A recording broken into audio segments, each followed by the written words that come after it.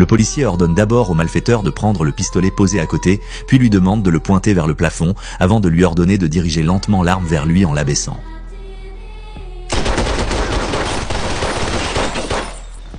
Thank you.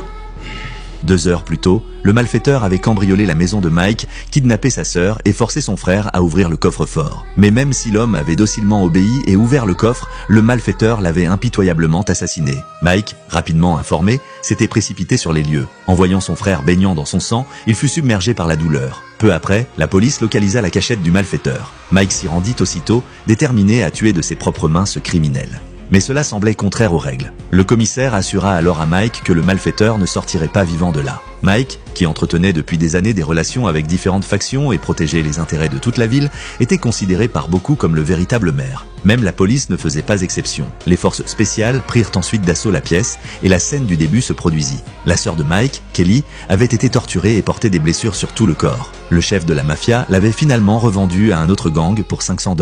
Pendant le transport de Kelly, ils tombèrent sur des travaux routiers. Le chauffeur dut faire un détour, ce qui les fit pénétrer sur le territoire d'un gang rival. Ils furent rapidement repérés. Après une fusillade intense, seule Kelly restait dans la voiture. Le gang qui avait détourné la voiture entretenait de bonnes relations avec Mike et l'appela donc pour l'informer. C'est ainsi que Mike put sauver Kelly. Mais comment aurait-il pu pardonner à ces malfaiteurs? Il conduisit ensuite directement la voiture sur le territoire du gang blanc. En voyant les hommes qu'il avait kidnappés, Kelly se mit à trembler de tout son corps. Mike sortit son pistolet et se rua seul dans le repère du gang. Ceci est un extrait de la série Mayor of Kingstown.